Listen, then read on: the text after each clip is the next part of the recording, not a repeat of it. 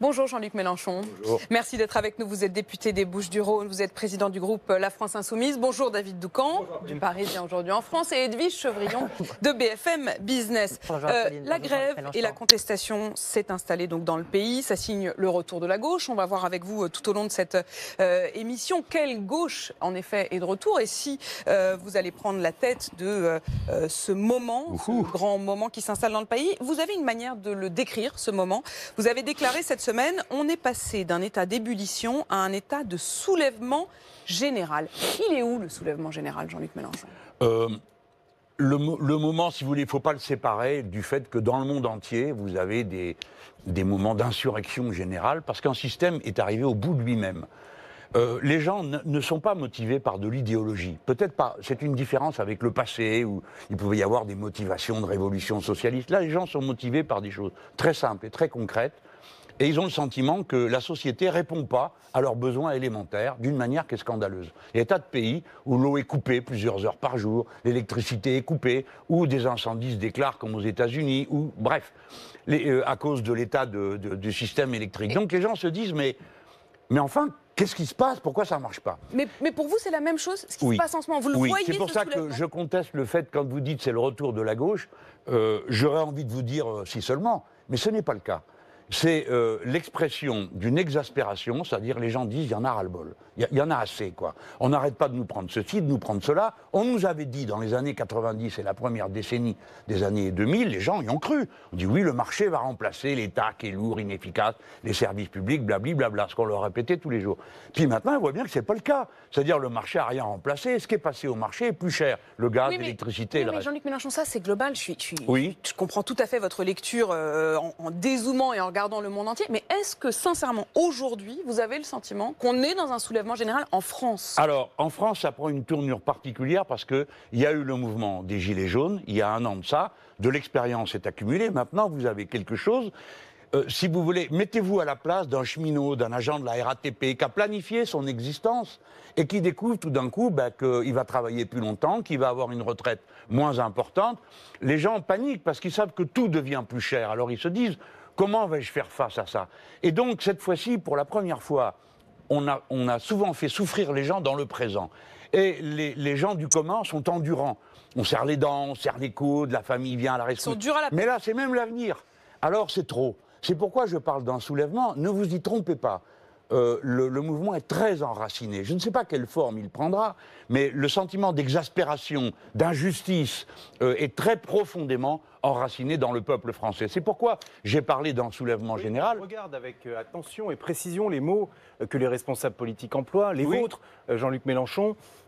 Est-ce que cette description n'est pas en contradiction avec la réalité des faits, avec des manifestations dont l'ampleur diminue entre le 5 décembre et le 17 décembre, et puis, plus globalement, des manifestations dans cette lutte à laquelle vous participez contre la réforme des retraites d'Emmanuel Macron, qui sont moins importantes que ce que l'on a pu connaître en 2010, en 2010, 2003, en 1995 On ne partage pas la même appréciation. Par exemple, moi, je n'ai pas du tout l'impression que ça ait baissé entre le 5 et le 17, comme j'étais moi-même à Paris. Non, mais c'est pas une impression. Nous sommes aussi, nous ne croyons pas tout ce qu'on nous dit, hein, sinon on se serait tiré une balle dans la tête depuis longtemps. Parce que non, bien sûr que non. Je sais ce que je sais. Les mouvements entre le 5 et le 17, le nombre de chefs-lieux de départements où il y a eu des marches a augmenté. La participation populaire a été souvent très surprenante pour les gens du lieu. Après, la région parisienne a toujours été un peu une exception, mais c'était extrêmement massif. Ça représente toutes les catégories de génération et de métiers. Donc, on n'a pas la même appréciation. Face à cela, le gouvernement dit que le pays n'est pas bloqué. Et Édouard Philippe, le Premier ministre... Dans ce cas, pourquoi vous plaignez-vous du matin au soir qu'il l'est ? Pourquoi se plaignent-ils, vous voulez dire ? La propagande officielle de La République En Marche sur toutes les chaînes, sur toutes les radios, consiste à dire vous êtes en train de nous ruiner, vous bloquez tout, etc. Si ce n'est pas le cas. Non, soyons sérieux, nous ne partageons pas, on a le droit. On n'a pas la même appréciation. Moi, je pense que le mouvement se diffuse, il s'ancre, et c'est ça sa caractéristique principale.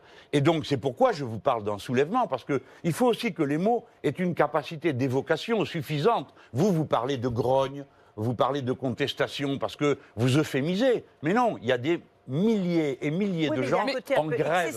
Ça veut dire qu'ils perdent de l'argent tous les jours et des milliers de gens que cette situation perturbe complètement dans leur vie quotidienne. Mais en même temps, Jean-Luc Mélenchon, la parole politique, elle est importante. Le mot soulèvement, même si vous dites qu'il faut une capacité de se projeter, aujourd'hui c'est excessif. Du coup, j'ai presque envie de dire, si ça vous voulez, écoutez, décrédibilise un petit peu. On connaît votre mode de fabrique, mais bon. Oui, mais je sais que de toute façon, il est mené contre ma manière de parler, la guerre des mots. Chaque semaine, il y a un mot. Alors on sort un mot et puis on me fait dire... alors je n'ai jamais dit qu'il s'agissait d'une révolution générale, je n'ai pas dit que je n'ai pas choisi le mot insurrection, j'ai parlé le mot soulèvement. Soulèvement, c'est-à-dire quelque chose qui part comme ça, qui vous transporte. Eh bien, vous avez des millions de gens aujourd'hui qui vous disent ras-le-bol. Si vous ne voulez pas l'entendre, moi, ça m'est égal.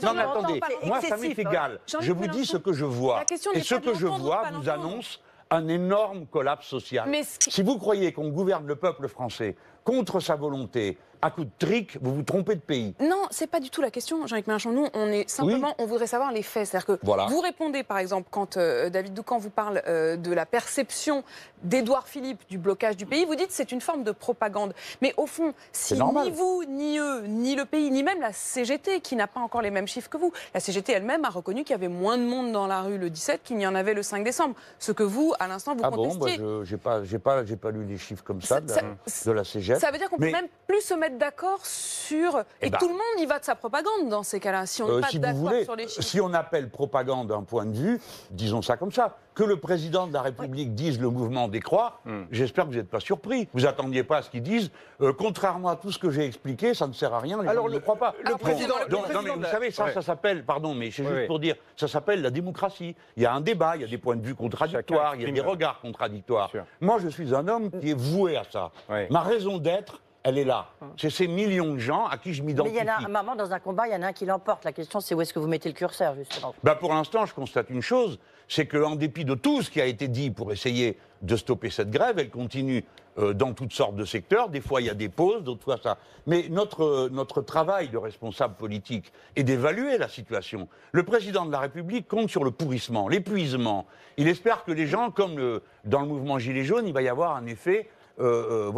d'épuisement. Il a tort. On ne gouverne pas la France avec l'idée que le peuple va rentrer sa colère. Alors justement, le président de la République, on apprend ce matin dans les colonnes du Parisien, suite à notre enquête, qu'il renonce. Votre quoi? Notre enquête. Nous avons interrogé les responsables à l'Élysée et qui, face à nos questions, ont dit, Emmanuel Macron va renoncer à, non pas sa retraite, mais sa dotation. C'est la loi de 1955. Le président de la République, lorsqu'il quitte l'Élysée, bénéficie d'une dotation de 6 200 € par mois. Emmanuel Macron y renonce. Que pensez-vous de cette information? D'abord, ce n'est pas une enquête. Vous lui avez posé la question. Ils vous ont dit, on va vous répondre. Ils se sont concertés entre eux. Je dis ça pas pour vous nuire, mais pour que les gens comprennent bien de quoi il s'agit. Et ils ont décidé que ça serait un bon mot à sortir de dire je renonce à ma retraite. Alors, Jean-Luc Mélenchon, vous m'obligez à vous répondre là-dessus. Ce n'est pas comme ça que les choses se sont passées. J'ai lu ça dans le journal, pardon. J'ai lu ça dans je ne sais plus quel autre journal. Non, mais d'accord, c'est votre collègue. Nous leur avons demandé de répondre, parce que s'ils ne répondaient pas, nous aurions dit qu'ils n'étaient pas en capacité de répondre. Ils n'ont pas choisi le moment. Non, je vous précise, ils n'ont pas choisi le moment pour cette annonce. Je vous donne cette information-là. Mais qu'est-ce que vous lui avez demandé? Est-ce que, oui ou non, cette loi de 1955 s'appliquerait à lui et s'il souhaite la réformer? C'est une drôle de question, quand même. Je comprends qu'il soit réuni pour réfléchir. Bon, alors qu'est-ce que je peux en penser? Il en a les moyens. Il a les moyens de se passer d'une retraite de 6 000 €, heureux homme. Mais la plupart des gens n'ont pas ces moyens. Personnellement, je ne les ai pas. Je ne peux pas m'en passer. Donc, je vous informe que moi, je toucherai ma retraite le moment venu, je ne sais pas quand, parce que finalement, ça a l'air de se prolonger. Mais je trouve que c'est une manière de faire. Croyez-moi, ça ne m'impressionne pas. Et je demande aux gens qui m'écoutent de bien comprendre la part de démagogie qu'il y a dans cette façon de parler. Parce que qu'est-ce que ça veut dire? Je renonce à ma retraite. Que vous aussi, vous pourriez y renoncer? C'est un peu, ça me fait penser, vous savez, à je ne sais plus quel un personnage politique qui avait décidé de ne pas prendre ses congés de maladie. Quand on est malade, on prend des congés de maladie, pas parce que ça nous fait plaisir, mais parce que le docteur le demande. De même, la retraite, c'est pas un privilège, c'est pas un superflu. Je pense que M. Macron doit avoir des revenus personnels incroyablement importants pour pouvoir se passer de 6 000 € par mois. Il invite les gens à renoncer eux aussi. C'est un peu ça pour vous derrière, c'est que... Ça veut dire que c'est pas très important. Ça veut dire au Mais fond, moi je il le se fais, rend est-ce compte- que vous le feriez pas? Mais si vous voulez, il y a quelque chose en lui qui le coupe du commun des mortels. Quand il a dit, une fois il a dit dans les gares, il y a les gens qui réussissent, ceux qui ne sont rien. Tous nous étions soufflés, y compris ceux, je veux dire, au-delà, c'est pas que ma famille politique, tout le monde dit, bon, on parle pas comme ça. Bon, et bien là, pareil, quand il dit je renonce à ma retraite, il ne se rend pas compte que le message qu'il envoie, c'est bon, bah, une retraite, pour les polypensionnés, par exemple, vous pourriez vous en passer d'une. Mais Je par trouve exemple, qu'il y a- Jean-Luc Mélenchon, vous avez été conseiller municipal, conseiller général, sénateur, ministre et député. Vous pourriez peut-être, je sais pas moi, renoncer à une des retraites que vous Voilà. allez percevoir Par ou pas. exemple, et vous Je sais aussi, pas. par Oui. exemple, Ah vous, bah tous moi, les non, mois- c'est très simple, moi, je suis salarié, donc point barre. Ben justement, vous êtes Oui. salarié, mais vous pouvez retirer de vos impôts tous les ans jusqu'à 6 000 euros parce que vous êtes journaliste, c'est-à-dire un mois de salaire. 7 Donc vous pourriez, 650. par exemple, Soyons- imaginer de les soyons rendre. honnêtes. Non, mais là, on parle de rendre. Moi, j'ai cotisé à des caisses. D'accord? Lui, il cotise à rien du tout. Si. À quoi? Que le Pas À pour président- les quelle Élysées, caisse? La en caisse des général. présidents de la Ouais. République, Ouais. ça Mais existe ce n'est pas une retraite, Non, c'est mais bon. une dotation. Ah oui, voilà, alors. pas Une une retraite, dotation, c'est une voilà, c'est pas dotation. tout à fait. S'il vous plaît, Ouais. ne jouez pas avec les mots. Si tout le monde, vous voyez la logique, puisque lui a renoncé à ça, moi je Ouais. pourrais. Puis une fois, par exemple, vous pourriez dire, vous qui les aimez bien, les grands patrons qui ont des retraites chapeaux, vous pourriez dire, bon bah les gars là, franchement, c'est trop quoi. En ce moment, on a besoin de sous. Ouais.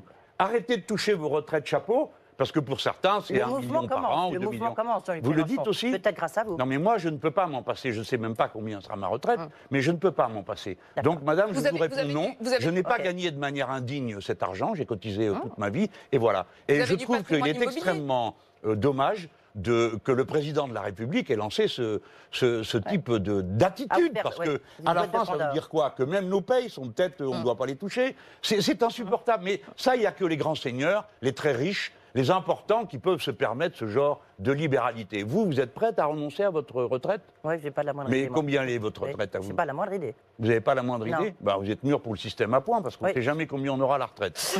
Jean-Luc Mélenchon, revenons justement à cette situation, soulèvement, grève, pays bloqué, vous l'appellerez comme vous voudrez. 18e jour de grève en tout cas. Est-ce qu'il faut continuer? Mais ça, Madame de Malherbe, ce n'est pas à moi de répondre à une question pareille. Je ne suis pas salarié, je ne suis pas dans l'entreprise, ce n'est pas moi qui décide. La grève appartient aux grévistes. Il faut quand même se coller ça dans la tête. C'est eux qui décident. décident en Et assemblée. si des gens en sont à faire des grèves aussi longues, c'est qu'ils ont des raisons de le faire.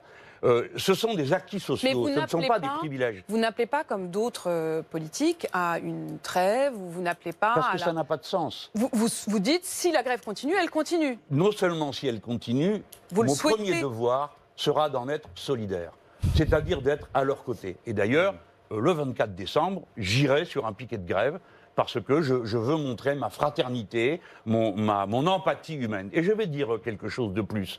Je demande aux organisations syndicales, qui sont maîtresses du mouvement, parce que c'est elles qui mènent ce mouvement, de nous appeler à constituer un comité national d'action pour qu'on se retrouve tous et qu'on ne recommence pas ce que je considère comme une bêtise, une erreur en tout cas. D'un côté les syndicats, de l'autre côté les forces politiques, d'un troisième côté les associations. Vous On voudriez pourrait que avoir, tout le monde soit ensemble? par exemple, que les syndicats nous invitent à faire, par exemple, un comité national de soutien. Nous n'aurions aucune autre responsabilité que de partager nos informations et peut-être de contribuer en commun aux caisses de grève, savoir lesquelles. Et nous, les militants politiques, mieux répondre à la demande qui nous est présentée. Par exemple, nous présentons régulièrement des questions d'actualité à l'Assemblée nationale, qui sont des questions politiques. Nous intervenons par des questions écrites, nous intervenons de mille et une manières. Quand nous allons sur les piquets de grève, on voit que les gens sont contents de nous voir, ils s'en fichent de notre étiquette politique. Ce qui compte pour eux, c'est qu'on s'intéresse à eux, qu'on est là en fraternité, Alors, ce ne sont pas deux des questions parias. sur ce comité. Un, vous appelez les syndicats à vous appeler, Ouais. en quelque sorte. Pourquoi Oui, vous n'y appelez pas vous-même directement? parce que franchement ça- Parce que là, franchement, vous faites des Oui, des non, mais je circonpositions. sais bien, je préférerais le faire, mais je pense que dans le moment, ça pourrait être mal vécu. Oui. On pourrait dire, oui, c'est de la récupération, Vous vous il veut souvenez de ce qui s'approprier la s'était- grève, ce et qui c'est pas s'était du tout ce qu'on passé, essaye de faire. au Pardon moment des ordonnances travail. Vous aviez Oui. été mis en cause par les syndicats, peut-être trop présents Voilà, à l'époque. pas par les syndicats, les journalistes sont allés voir les C'est syndicats. toujours la faute des Oui, journalistes. bien sûr, mais bien sûr, vous faites partie du système. Pardon, c'est mon analyse. Vous permettez on que se je souvient de maintienne. cette déclaration Je n'ai pas syndicale changé à d'avis. l'époque. Et Jean-Luc Mélenchon. Des journalistes qui ne savaient par quel bout me prendre sont allés interroger Martinez, lui ont posé une question à laquelle il ne pouvait pas répondre, qui était est-ce que c'est Mélenchon le patron? On a recommencé d'ailleurs dans plusieurs chaînes de Là, télé. vous vous tenez plutôt en retrait sur ce on mouvement-là. a dit, alors Martinez est obligé de dire, ben non, l'action syndicale, c'est nous les syndicats qui la dirigeons, et je lui donne raison. Alors en parlant d'action syndicale, Jean-Luc Mélenchon, il y a un mode d'action sur lequel j'aimerais avoir votre sentiment. Lorsque certains responsables de la CGT coupent le courant, c'est arrivé encore hier lors d'un match de rugby, à la limite, à Agen. Est-ce que pour vous c'est un bon mode d'action? Et juste pour vous préciser ma question, j'entendais cette semaine le président du Sénat, Gérard Larcher, considérer que ça pouvait être dangereux pour les personnes. Il évoquait le cas de gens qui peuvent avoir des respirateurs chez eux. Et la ministre Borne qui a considéré que c'était irresponsable. Quel est votre regard là-dessus à vous? Pas sur la ministre Borne, parce que comme ça on va rester à un niveau convenable. Sur la dangerosité. Alors, dites-vous bien une chose. Moi j'ai beaucoup parlé avec des électriciens, et pas qu'avec eux. Dites-vous bien une chose. Pour toujours. Les travailleurs, les salariés sont des êtres très responsables. D'accord? Ce ne sont pas des robots. Ils ont tous des familles. Ils savent ce que c'est que les problèmes que vivent les gens parce qu'ils les vivent. Ils n'ont jamais mis en danger qui que ce soit. Et ils ne le feront jamais. Mais par contre, vous autres tous, pas vous, pardon, je veux dire vous autres tous qui m'écoutez, rappelez-vous que rien ne fonctionne sans le travail humain. Je pourrais vous dire, l'autre jour, j'étais chez les portuaires à Marseille. Sur le port, s'ils le veulent, il n'y a plus une goutte d'eau qui passe parce que les installations sont sur le port et qu'il y a les travailleurs qui sont là. C'est pareil pour l'électricité ailleurs. C'est-à-dire le pays entier fonctionne parce qu'il y a du travail humain. Et ils ont toujours... Vous voyez, en ce moment, on a de la lumière. Ils pourraient très bien décider de tout couper. Ils ne le font pas. Mais vous nous assurez, vous avez l'assurance qu'il n'y a pas de mise en danger. Ça, ils vous l'ont dit, vous le savez. Eux, en tout cas, font tout pour qu'il n'y en ait jamais. Mais je vais vous dire... La vie quotidienne au travail est très dangereuse et apparemment, ça n'émeut pas les dirigeants politiques de la droite. Il y a 500... Pardon, parce que je parlais de M. Larcher, qui est un homme engagé à droite. Bon, respectable par ailleurs. Mais 565 personnes meurent tous les ans au travail. 1200 personnes meurent tous les ans d'une maladie professionnelle. Vous en entendez parler de cette dangerosité-là, de ce risque? Non, jamais. On n'en parle que quand il s'agit de supposer qu'une action syndicale pourrait menacer les gens. Et vous-même, vous en avez parlé donc à l'instant. Non, mais je suis content d'avoir pu répondre à cette question. Exactement. On marque une pause et on revient dans un instant avec notamment votre contre-projet à la France Insoumise, contre-projet des retraites. À tout de suite.